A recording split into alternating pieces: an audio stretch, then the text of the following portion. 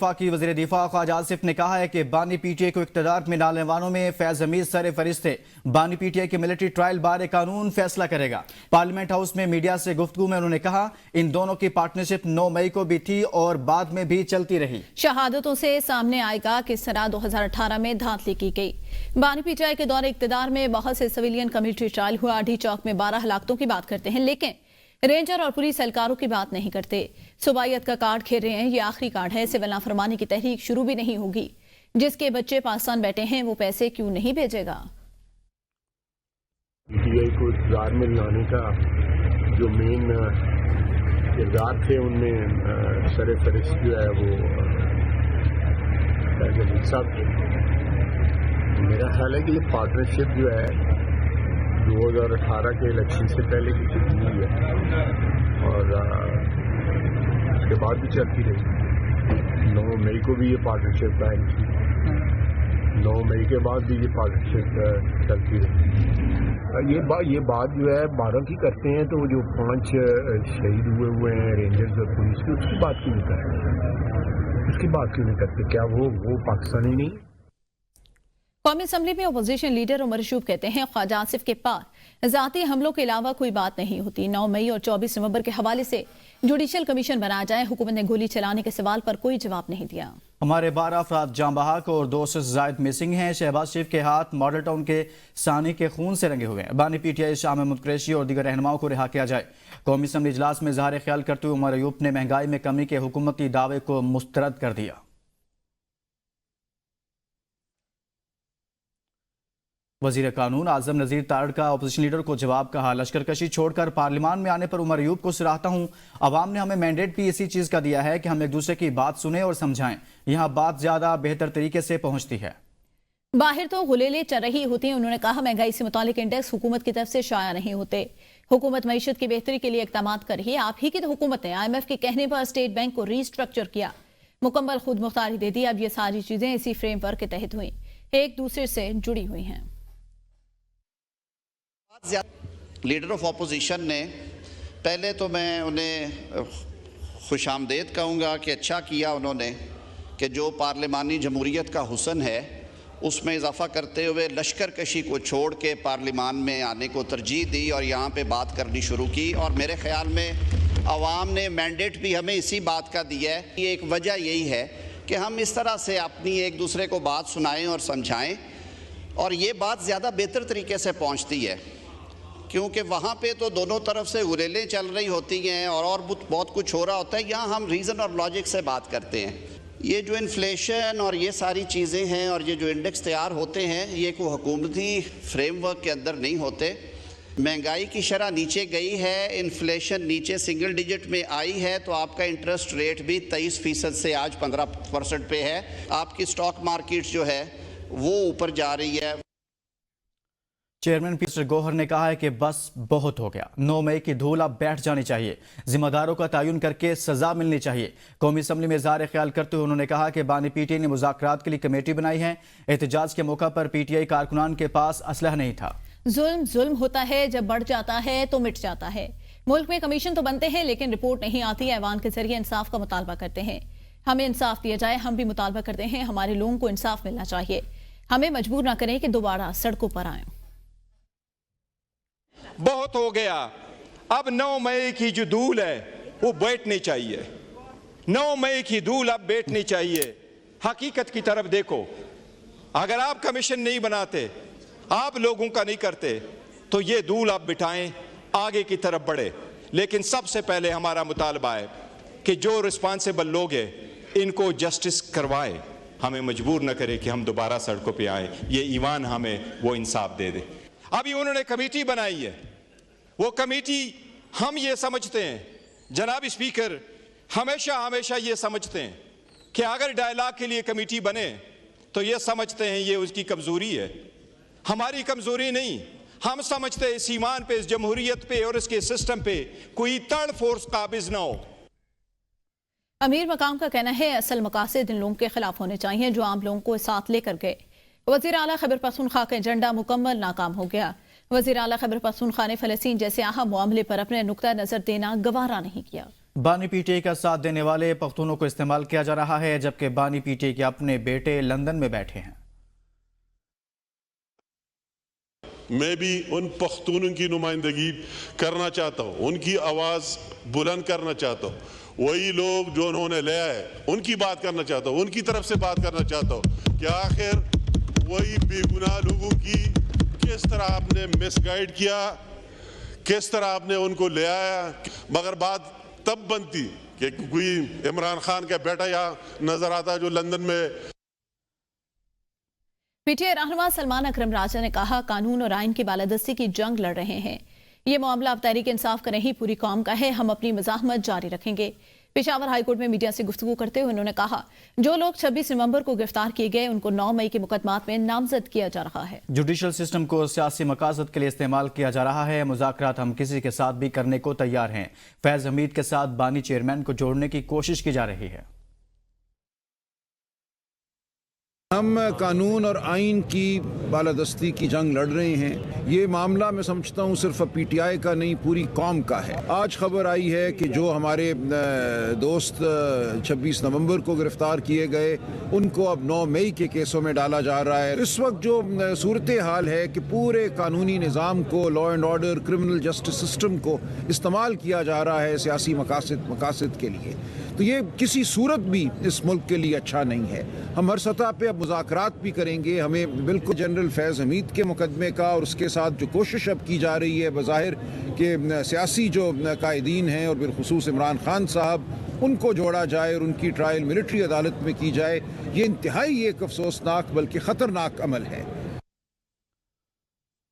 اور اب بات کریں گے پاکستان پیپلز پارٹی کی۔ سول نافرمانی کی تحریک کسی طور پر بھی احتجاج کے دائرہ میں نہیں آتی۔ سول نافرمانی کی تحریک ملک کے خلاف ہوتی ہے۔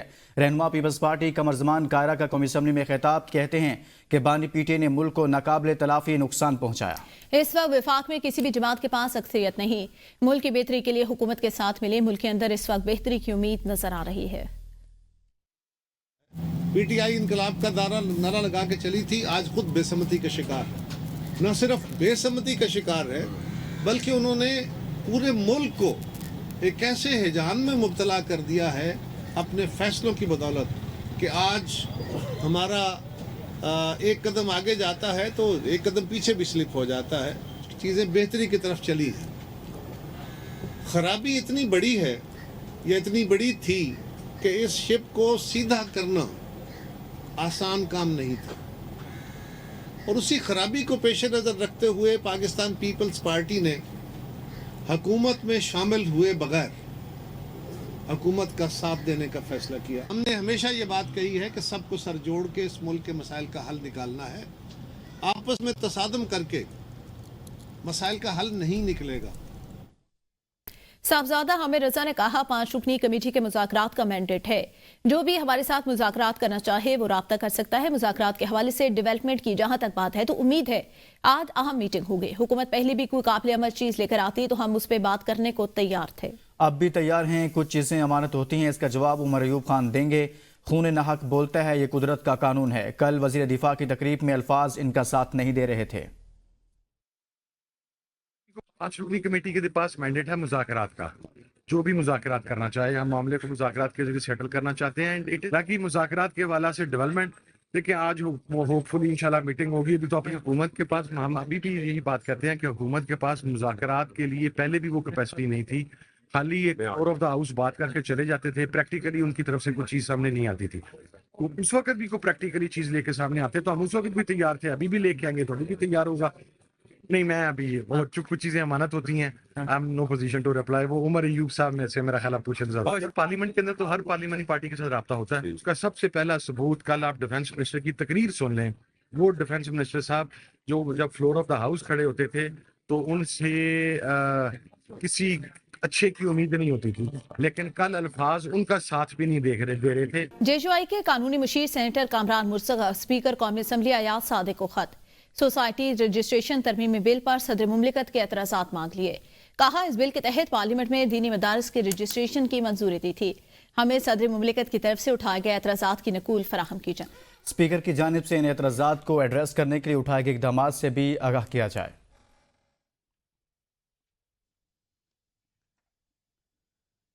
چیئرمین علماء کونسل علامہ طاہر اشرفی نے کہا ہے کہ مدارس کی رجسٹریشن اور نصاب کے حوالے سے پروپیگنڈا بے بنیاد ہے۔ 18,600 مدارس وزارت تعلیم کے ساتھ رجسٹر ہوئے۔ کوئی وزارت صنعت سے رجسٹر کرانا چاہتا ہے تو ہمیں کوئی اعتراض نہیں۔ کہا یہ تاثر پھیلایا جاتا ہے کہ علماء اور مدارس آمنے سامنے ہوں گے۔ ان لوگوں کو چیلنج ہے جو کہتے ہیں مدارس کدھر رجسٹر ہوئے، آئیں آپ کو اسلام آباد میں ایک پوری لسٹ فراہم کریں گے۔ گالیاں دینے اور برا بھلا کہنے سے مسئلہ حل نہیں ہوگا۔ گالی دینا ہماری تربیت میں شامل نہیں۔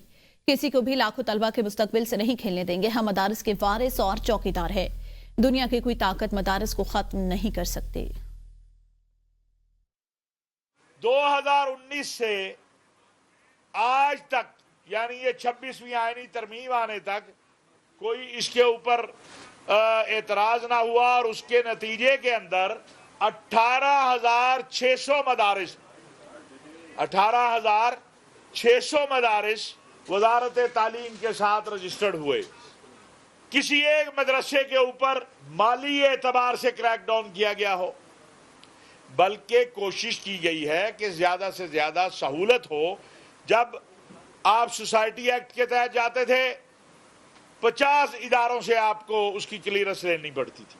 یہاں ون ونڈو آپریشن ہوا کہ آپ جائیں، اپنے ڈاکومنٹ دیں اور اپنی رجسٹریشن لے لیں۔ نہ ہماری تربیت یہ ہے کہ ہم گالی دیں، نہ ہماری تربیت یہ ہے کہ ہم کسی کی ماں بہن کے اوپر انگلیاں اٹھائیں۔ یہ جن کی تربیت ہے ان کو مبارک۔ 30 سیاسی جماعتوں کی جانب سے مالی سال گوشوارے جمع نہ کرانے کا معاملہ سامنے آیا۔ الیکشن کمیشن کا تاحال گوشوارے جمع نہ کرانے والی پارٹیوں کے خلاف کارروائی کا فیصلہ۔ کمیشن کے مطابق مذکورہ پارٹیوں کا انتخابی نشان واپس لینے کے لیے کارروائی شروع کی جائے گی۔ الیکشن کمیشن نے فیصلہ محفوظ کر لیا۔ فیصلہ جاری ہونے تک جن سیاسی جماعتوں نے گوشوارے جمع کروا دیے ان کے خلاف کارروائی نہیں کی جائے گی۔ بلوچستان عوامی پارٹی، پاکستان سنی تحریک، تحریک نوجوانوں نے پاکستان سمیت متعدد جماعتوں نے تاحال گوشوارے جمع نہیں کروائے۔ استحکامی پاکستان پارٹی نے گوشوارے جمع کروا دیے۔ اسلام آباد ہائی کورٹ میں وزیر داخلہ محسن نقوی کے سینیٹ الیکشن میں کاغذات نامزدگی کی تفصیلات فراہمی کے لیے درخواست پر سماعت ہوئی۔ اسلام آباد ہائی کورٹ کا الیکشن کمیشن کو نوٹس جاری، 10 روز میں جواب طلب۔ آپ کو بتائیں چیف جسٹس عامر فاروق نے ایڈوکیٹ عمیر شفیق مغل کی درخواست پر سماعت کی۔ وکیل درخواست گزار سردار عبدالرازق ایڈوکیٹ عدالت میں پیش ہوئے۔ وکیل نے استدعا کی کہ سینیٹ الیکشن 2024 میں محسن نقوی کے کاغذات نامزدگی کی مصدقہ کاپی فراہم کی جائے۔ کاغذات نامزدگی کے ساتھ جمع کرائے گئے متعلقہ دستاویزات بھی فراہم کیے جائیں۔ الیکشن کمیشن کی جانب سے محسن نقوی کو بلا مقابلہ سینیٹر منتخب کرنے کی ڈکلریشن بھی فراہم کی جائے۔ آپ کو بتائیں وزیر اعلیٰ پنجاب مریم نواز کی چین میں منہانگ ڈسٹرکٹ انڈسٹریل زون آمد، ہانگ چی آؤ امپورٹ کمیڈیٹی ایگزیبیشن اور ٹریڈنگ سینٹر کا معائنہ کیا۔ نمائش میں رکھی مصنوعات میں گہری دلچسپی کا اظہار کیا۔ وزیر اعلیٰ نے نمائش میں پاکستان اسٹال کا بھی دورہ کیا۔ انہیں نمائش کے مختلف شعبوں کے بارے میں بتایا گیا۔ مریم نواز نے ای کامرس کے شعبہ میں گہری دلچسپی کا اظہار کیا۔ انہوں نے ہانگ چی آؤ امپورٹ نمائش اینڈ ٹریڈ سینٹر میں قائم پاکستانی پویلین کا بھی دورہ کیا اور پاکستان کی مصنوعات کی مارکیٹنگ کرنے والے نوجوان تاجر سے ملاقات پر اظہار مسرت کیا۔ وزیر اعلیٰ نے پنجاب کے حکام کو ای کامرس کی اسٹڈی کرنے اور پنجاب میں ای کامرس کی فروغ کے اقدامات کی ہدایت کی۔ موبائل فون صارفین سے 5 برس کے دوران بلوں میں ایڈوانس ٹیکس کی مد میں 338 ارب روپے وصول کیے گئے۔ وزارت خزانہ کی جانب سے قومی اسمبلی میں جمع کرائے گئے تحریری جواب میں انکشاف۔ 2020 کے دوران موبائل فون بلوں کے ذریعے ایڈوانس ٹیکس کی مد میں 50 ارب روپے وصول کیے گئے۔ 2021 میں ایڈوانس ٹیکس کی وصولی کی رقم 10% اضافے کے ساتھ 55 ارب روپے ہو گئی۔ 2022 میں 61 ارب ایڈوانس ٹیکس کی مد میں وصول کیے گئے۔ موبائل فون بلوں کے ذریعے 2023 میں 80 ارب روپے ایڈوانس ٹیکس کی مد میں وصول کیے گئے۔ 2024 میں 92 ارب روپے موبائل فون بلوں سے ایڈوانس ٹیکس کی مد میں وصول کیے گئے ہیں۔ آگے بڑھیں گے اور دیگر خبروں میں آپ کو بتائیں کہ آئی سی سی نے نئی ٹیسٹ رینکنگ جاری کر دیا۔ بیٹنگ رینکنگ میں ہیری بروک نے جو روٹ سے پہلی پوزیشن چھین لی ہے۔ ٹیسٹ بیٹنگ رینکنگ میں سعود شکیل کی 10ویں پوزیشن برقرار۔ بالنگ رینکنگ میں قومی اسپنر نعمان علی کی 10ویں پوزیشن برقرار۔ بھارت کے جسپریت بمراہ بالنگ رینکنگ میں ٹاپ پر موجود۔ آل راؤنڈر رینکنگ میں کوئی پاکستانی کھلاڑی ٹاپ 10 میں موجود نہیں۔ بھارت کے رویندرا جڈیجا کا آل راؤنڈر رینکنگ میں پہلا نمبر ہے۔